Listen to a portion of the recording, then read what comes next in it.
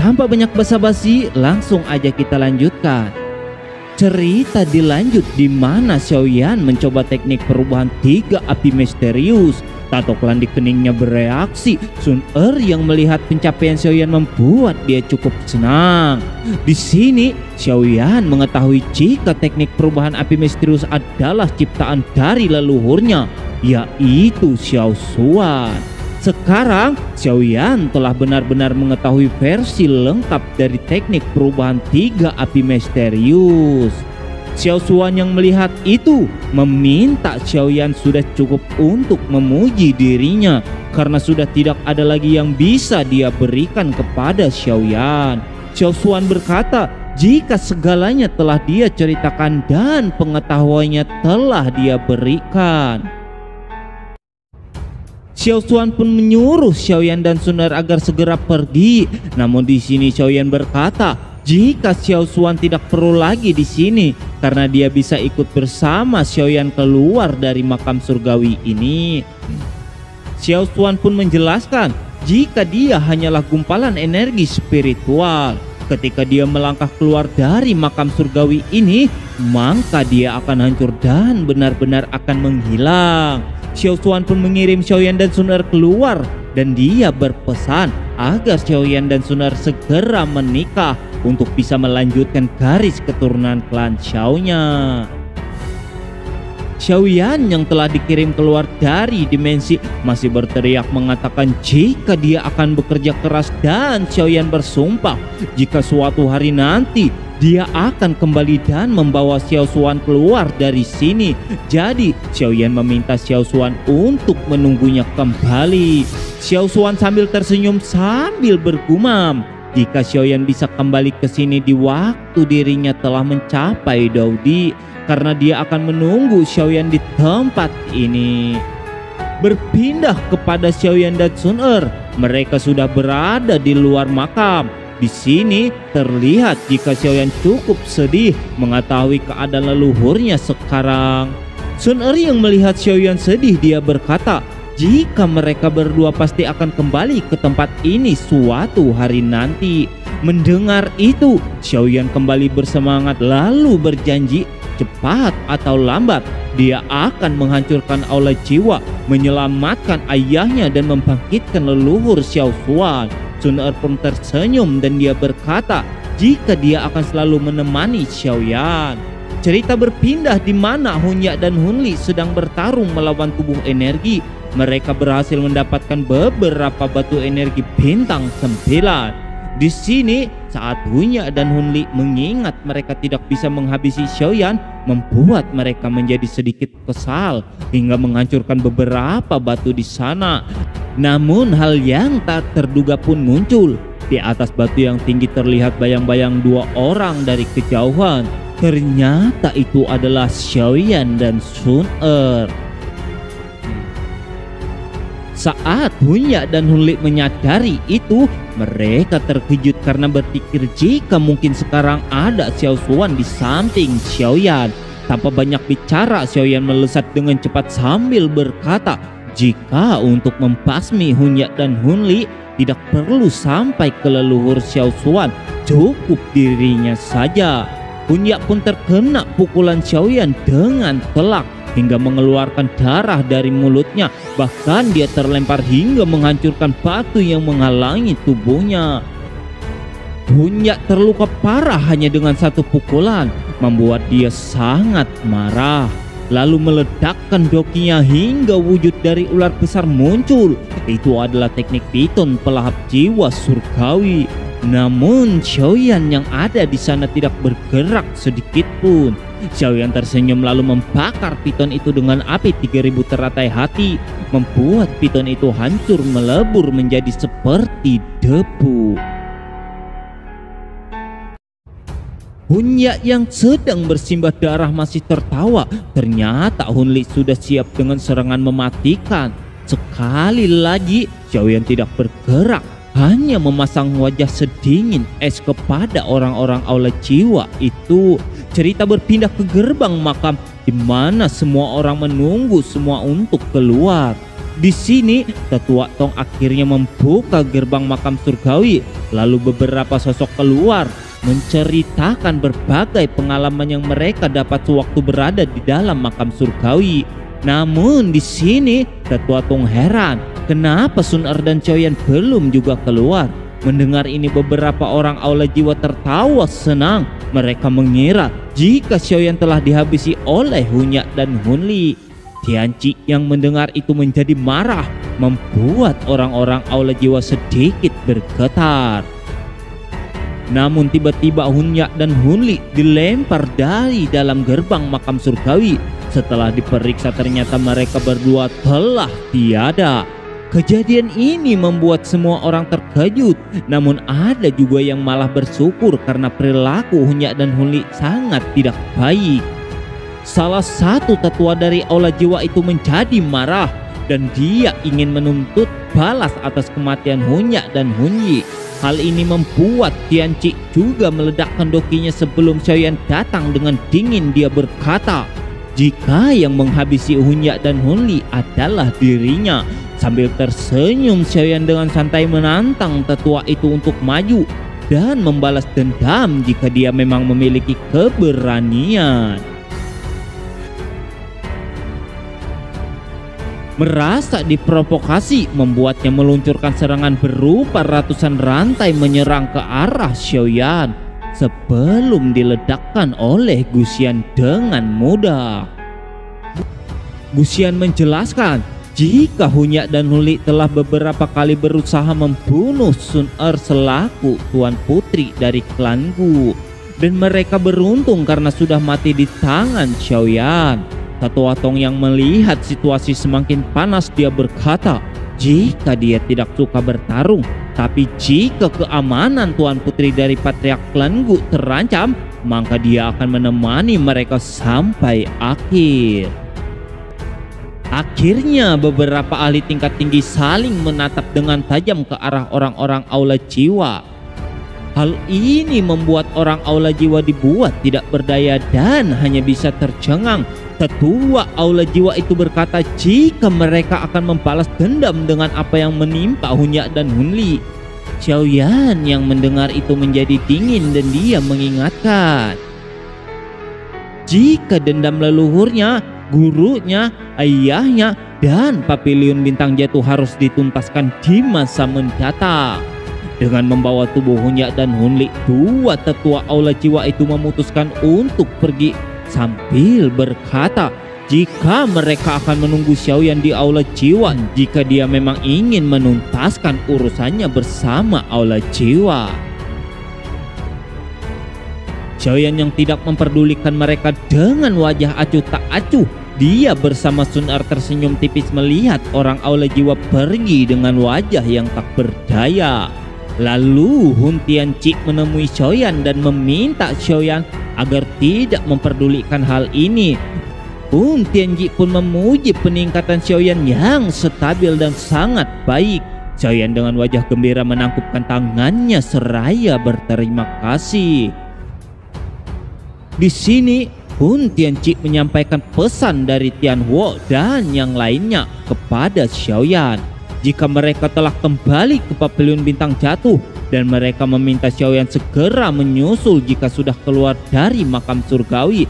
Mendengar ini, Xiaoyan menjadi khawatir karena dia sudah terlalu lama untuk pergi dan tidak tahu apa yang telah terjadi kepada Papiliun Bintang Jatuh. Sun Er yang tahu Xiaoyan akan pergi, dia akan ikut bersama Xiaoyan ke Papiliun Bintang Jatuh. Namun tetua Tong melarangnya karena Sun Er saat ini tidak bisa pergi terlalu jauh. Tianqi dengan wajah marah berkata, jika Xiaoyan dan Sun Er telah berpisah terlalu lama, kenapa tetua Tong justru memisahkan mereka lagi? Tetua Tong menjelaskan jika dia tidak memiliki niat untuk memisahkan mereka. Hanya saja saat ini alam roh tiba-tiba tersegel. Mendengar jika alam roh tersegel, semua orang tersentak kaget. Cerita berlanjut di mana di malam itu Sun Er merenung di bawah cahaya bulan. Dengan wajah sedih dia menyadari jika Xiaoyan akan pergi besok pagi. Namun di sini tiba-tiba sebuah tangan menutup mata Sun Er, berniat ingin memberikan kejutan. Sun Er yang sudah tahu jika itu adalah Xiaoyan, dia lalu berkata, "Jika besok pagi perahu akan menjemputmu, namun kau masih bermain-main." Melihat Sun Er yang kesal kepadanya, membuat Xiaoyan menjelaskan jika sebenarnya dia tidak ingin pergi meninggalkan Sun Er, namun dia tidak akan tenang sebelum dia kembali dan melihat apa yang telah terjadi di Pavilion Bintang Jatuh. Di sini Sun Er curiga kenapa alam roh tiba-tiba tertutup. Hal ini membuat dia tidak bisa melangkah keluar dari alam Gu sedikit pun. Xiaoyan pun meminta Sun Er untuk tidak benar-benar meninggalkan alam Gu, karena itu demi keselamatan dirinya sendiri. Sun Er pun meminta agar Xiaoyan juga berhati-hati. Malam berlalu dengan cahaya bulan yang indah. Xiaoyan berkata jika pasti akan ada sesuatu yang besar akan terjadi. Pagi pun tiba. Terlihat sebuah kapal besar sudah siap untuk mengantar Xiaoyan beserta orang-orang untuk kembali kepada klan mereka masing-masing. Terlihat Tetua Tong dan beberapa pembesar lainnya telah bersiap mengantar mereka. Tianqi masih sedikit menggoda Tetua Tong dengan berkata jika Tetua Tong terlalu serius dalam hal ini, karena semua klan pasti akan membantu klan Gu jika klan Gu mengalami kesulitan di kemudian hari. Xiaoyan menangkupkan tangannya dan berkata, selama semua klan kuno bersatu, maka mereka pasti bisa melewati krisis ini. Akhirnya tiba waktunya bagi mereka untuk pergi. Xiaoyan berteriak kepada Sun Er dan berpesan agar Sun Er selalu menjaga dirinya. Sun Er dengan wajah sedih masih menunjukkan kecantikan yang luar biasa. Dan dia juga berteriak jika dia pasti akan pergi mencari Xiaoyan. Gu Xian bersama yang lainnya tersenyum karena akhirnya semua akan berpisah dan kembali ke klannya masing-masing. Xiaoyan yang berdiri di tepi kapal melihat jika ada Gu Yao yang berada di tepi tebing batu sambil menatap Xiaoyan. Di sini Gu Yao melambaikan tangannya kepada Xiaoyan. Dibalas Xiaoyan yang melihat itu sambil tersenyum dan melambaikan tangannya juga kepada Gu Yao. Ini menunjukkan jika masalah antara mereka telah selesai. 10 hari pun berlalu dengan cepat. Terlihat Xiaoyan sedang menyandar dan bergumam jika dia akan sampai ke Pavilion Bintang Jatuh dalam waktu 3 hari lagi. Saat itu Xiaoyan dikejutkan ada sebuah token menyala terang di dekatnya. Ternyata token itu diberikan oleh orang-orang dari klan Yao. Mereka berkata jika itu adalah undangan khusus agar bisa masuk ke dalam upacara di klan obat mereka. Xiaoyan yang mengira itu untuk dia berkata jika dia sangat sibuk, mungkin tidak ada waktu untuk ini. Namun orang klan Yao itu berkata jika itu bukan untuk Xiaoyan, melainkan untuk Yao Chen. Jadi Xiaoyan jangan bersikap sombong. Mendengar ini, Xiaoyan sedikit terkejut dan wanita klan Yao itu berkata, jika nanti ketika Yao Chen melihat ini maka dia pasti akan membawa Xiaoyan ke alam obat klan Yao. Ditunjukkan Pavilion Bintang Jatuh masih tenang di sana. Terlihat ada Yao Chen dan Feng Zunze sedang bermain catur. Namun terlihat jika Yao Chen berhasil mengalahkan Feng Zunze sebelum pusaran energi terbentuk di langit dan memunculkan sosok pemuda sambil memanggil gurunya. Hal ini membuat Yao Chen dan Feng Zunze menoleh dengan rasa bahagia karena Xiaoyan telah kembali. Tanpa banyak basa-basi, Xiaoyan meminta gurunya untuk menjelaskan apa yang telah membuat Xiao Yishan dan Tian Wo tiba-tiba kembali. Di sini Yao Lo menjelaskan jika bukan Pavilion Bintang Jatuh yang mengalami masalah, melainkan kerajaan Jiama aliansi Yan berada dalam masalah besar. Diperlihatkan jika di kerajaan Jiama sedang terjadi perang besar. Di sana terlihat jika Medusa sedang bertarung melawan para pemberontak. Sekarang kerajaan Jiama sedang dijajah oleh sekte singa yang mendalam. Dulu mereka tidak dihiraukan karena tidak memiliki pengaruh yang besar. Namun sekarang sekte singa yang mendalam menjadi agresif karena mendapat dukungan dari aula jiwa. Sekte singa yang mendalam bersama aula jiwa selalu membantai sekte-sekte yang ada dan mengambil jiwa-jiwa yang tersisa. Xiaoyan yang mendengar cerita gurunya membuat dia sangat geram, bahkan mengempaskan tangannya ke meja karena dia sangat kesal. Selalu aula jiwa yang membuat keributan dengan mereka. Di sini Xiaoyan menanyakan keadaan para saudaranya dan orang-orangnya. Feng Zunze menjelaskan jika mereka semua baik-baik saja karena Xiao Yishan dan Tianwo bersama King Lin telah pergi untuk membantu. Bahkan Ratu Medusa telah mengarahkan pasukan mereka menuju Gunung Misterius. Feng Zunze khawatir jika aula jiwa pasti memiliki tujuan yang besar dengan menyerap dan mengekstrak jiwa-jiwa yang telah mereka ambil dan kumpulkan. Xiaoyan dengan amarah yang berapi-api berkata, jika dia akan pergi ke sana sekarang juga. Hal ini membuat Xiao Lao memukul kepala Xiaoyan yang tidak berpikir jernih. Yao Lao menasihati Xiaoyan jika dia tidak bisa pergi sendirian karena sekarang bagaimanapun Xiaoyan adalah tuan muda dari Pavilion Bintang Jatuh dan mereka tidak bisa jika sampai kehilangan wajah. Feng Zunze memberitahu Xiaoyan jika Yao Lao telah mempersiapkan segala sesuatunya untuk Xiaoyan, dan Yao Lao menambahkan jika waktunya telah tiba dia akan membuka ruang khusus untuk Xiaoyan dan mengirimnya ke Gunung Misterius secara langsung.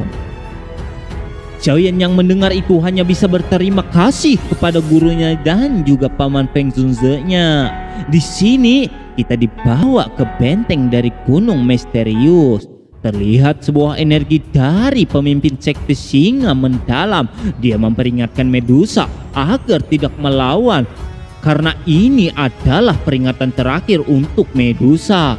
Setelah ini mereka bersama aula jiwa akan datang dan membantai aliansi Yan. Mereka akan memastikan jika tidak akan ada yang selamat. Medusa yang mendengar itu menatap dengan tajam, lalu mengeluarkan busur energinya dan menghancurkan proyeksi dari pemimpin sekte singa yang mendalam.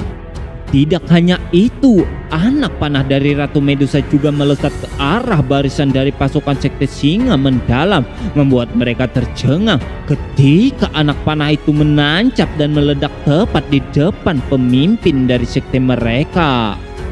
Medusa yang menatap dengan tajam ke arah mereka melihat jika sekte singa yang mendalam bersiap untuk menyerang bersama dengan orang-orang aula jiwa. Di sini pasukan dari aliansi Yan membuat sebuah formasi pelindung untuk membendung serangan yang datang bertubi-tubi. Terlihat jika para tetua kerajaan Jiama bersama dengan Xiao Yishan, Tianwo dan King Lin sudah siap untuk bertarung. Ular besar berwarna hijau atau piton kuno menyerang semua pasukan dari sekte singa yang mendalam, membuat ketua sekte singa yang mendalam memasang wajah jahat. Namun orang-orang aula jiwa justru tersenyum menyadari jika di sini ada orang yang memiliki garis keturunan piton surga. Pertempuran pun terus berlanjut hingga begitu banyak menelan korban.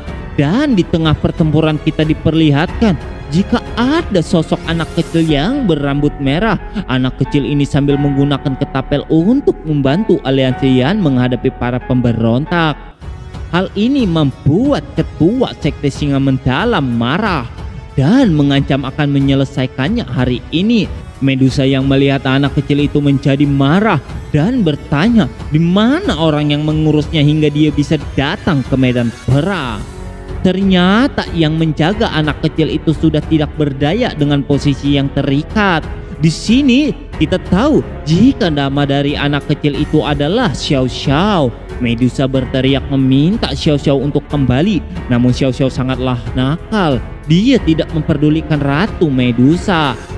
Salah satu orang aula jiwa bertanya kepada Xiao Xiao, apakah dia anak dari Ratu Medusa? Xiao Xiao dengan polos membenarkan itu. Ternyata Xiao Xiao adalah anak dari Ratu Medusa dan Xiaoyan yang dulu kita tahu sebelum Xiaoyan pergi ke dataran tengah saat itu Medusa sedang mengandung anak Xiaoyan. Setelah orang Aula Jiwa itu tahu jika Xiao Xiao anak dari Ratu Medusa, dia menghancurkan perisai dan akan menyerang Xiao Xiao agar Medusa menyerah. Namun di sini King Lin melindungi Xiao Xiao hingga terluka parah dan mengeluarkan darah dari mulutnya yang sangat banyak. Tianhuo yang melihat itu mencoba membantu King Lin. Kesempatan ini juga digunakan oleh tetua Aula Jiwa itu untuk menangkap Xiao Xiao. Xiao Xiao yang masih kecil hanya bisa memanggil nama mamanya, membuat Medusa dan Xiao Yishan melesat dengan cepat, namun dengan mudah dipukul mundur oleh orang dari Aula Jiwa itu. Ketika tangan yang tajam hampir menyentuh kepala dari Xiao Xiao, pedang balok Xiaoyan pun menancap ke tanah tempat di antara Xiao Xiao dan orang Aula Jiwa itu berada. Di sini ternyata Xiaoyan bersama kelompok orang kuat dari Paviliun Bintang Jatuh telah datang di waktu yang tepat. Terlihat jika Xiao Xiao telah bersama Xiaoyan dengan aman. Di sini tetua Aula Jiwa itu tercengang ketika menyadari jika yang datang adalah Xiaoyan. Xiaoyan berkata kepada Xiao Xiao jika akan ada yang bisa menyakitinya selama ada dia di sini. Xiao Xiao yang dari tadi sudah mengamati Xiaoyan, tiba-tiba dia memanggil Xiaoyan dengan sebutan Papa. Mendengar itu jelas membuat Xiaoyan terkejut. Bukan hanya Xiaoyan saja, namun juga semua orang. Xiaoyan mencoba menjelaskan kepada Xiao Xiao agar tidak bermain-main dengan sebutan itu. Namun Xiao Xiao berkata jika mata Xiaoyan sama dengan mata Xiao Xiao. Di sini Tianhuo memaki-maki Xiaoyan karena tidak mau mengakui Xiao Xiao, membuat Xiaoyan mengatakan jika Tianhuo juga memiliki mata dan hidung yang sama. Namun Xiao Xiao terus mengatakan jika aura Xiaoyanlah yang selalu bersama ibunya dan melindungi mereka. Mendengar itu, Xiaoyan bertanya, "Siapa ibumu?" Semua orang seketika melihat ke arah Ratu Medusa dan mereka saling bisik-bisik tentang hubungan seperti apa antara Medusa dan Xiaoyan. Medusa yang melihat itu tentu sangat kesal dan meminta agar semua orang diam. Nama Xiao Xiao tidak ada kaitannya dengan Xiaoyan, namun itu memiliki arti air yang dalam dan jernih. Berpindah kepada Xiaoyan, dia mencoba mengingat-ingat sebuah peristiwa dan sebuah nama Xiao Cai Xiao.